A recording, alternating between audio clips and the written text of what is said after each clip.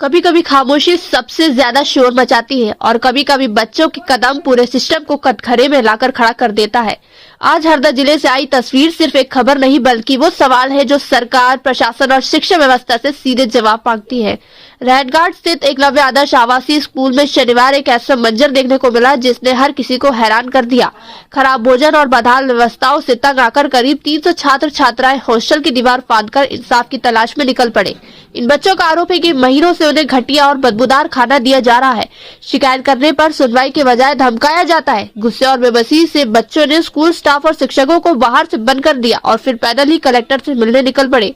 करीब 8 किलोमीटर पैदल चलकर ये छात्र शेवड़लपुर नेशनल हाईवे पहुंचे, जहां हरदा कलेक्टर सिद्धार्थ जैन ने खुद सड़क पर बैठकर इनकी बात सुनी।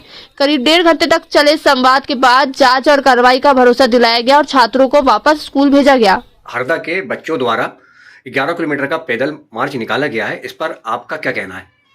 मैं आदर्श श्रीवास्तव, मैं टेक्सटाइल की फैक्ट्री भी चलाता हूँ एक, और एक जर्नलिस्ट भी हूँ।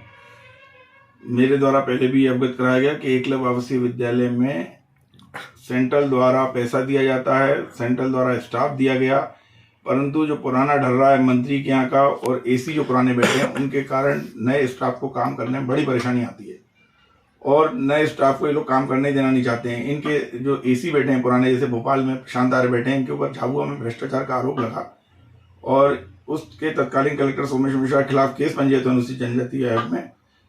उसके बावजूद भी क्या है, ऐसे ही चल रहा। अभी जो बच्चों ने का कहना है कि वो एक्सपायरी आइटम सप्लाई होता है, तो जब पिछले सत्र में मैंने भोपाल में भी पता किया तो पिछले से पिछले सत्र में जब प्रिंसिपल सक्सेना थे उस टाइम में भी वहाँ भी एक्सपायरी आइटम सप्लाई होता है। पूरे मध्य प्रदेश में जो बच्चों का डेली नीड का सामान है, जैसे साबुन है, पेस्ट है, तेल है, ये सब सामग्री जो होती है सब एक्सपायरी आइटम सप्लाई होता है।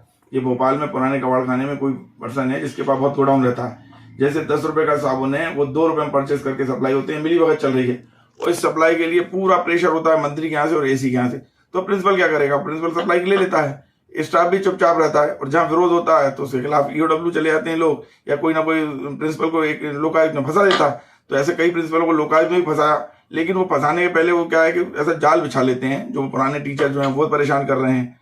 तो इस तरीके से भ्रष्टाचार तो रुक ही नहीं रहा। और मोहन यादव जी ने अभी स्टार्टअप इंडिया किया, उसमें भी ये स्थिति, सब जगह भ्रष्टाचार चरम सीमा पर है और ये बार बार कहते हैं कि हम अच्छा कर रहे हैं, अच्छा कर रहे हैं। केंद्र से पैसा आने के बावजूद बच्चों को सामग्री नहीं मिलती ढंग की। स्कूल यूनिफॉर्म भी घटिया क्वालिटी की सप्लायर से लेते हैं क्योंकि सप्लायर है, और जो मैन्युफैक्चरर है स्टार्टअप इंडिया में रजिस्टर्ड है, लघु उद्योग में रजिस्टर्ड है, सब जगह प्रॉपर चला रहा है, उसको ऑर्डर नहीं मिलते हैं। उसकी जो जेम पे बिड होती है उसको डिनाई कर देते हैं ये लोग, कैंसिल कर देते हैं, उसको कहते हैं कि तुम मान्य हो, और जो मान्य करते हैं सप्लायर सप्लाई कर रहे हैं। केवल सप्लायरों का, भ्रष्टाचारों का और मंत्रियों का चल रहा है।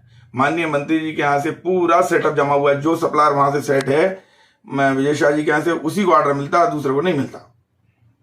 हरदा की घटना कोई नई नहीं है। पूरे मध्य प्रदेश में अगर एकलव्य आदर्श आवासीय विद्यालयों में आकस्मिक सर्च किया जाए तो सभी जगह मैक्सिमम करीब 50 से 60% विद्यालयों में आपको एक्सपायरी आइटम ही मिलेगा। और अब एक नया प्रथा आगे के बिड ना करते हुए, ये संपूर्ण सामग्री बिड ना करते हुए किसी एक आदमी से लिंक बना के L1 बना के ऑर्डर ले लेते हैं।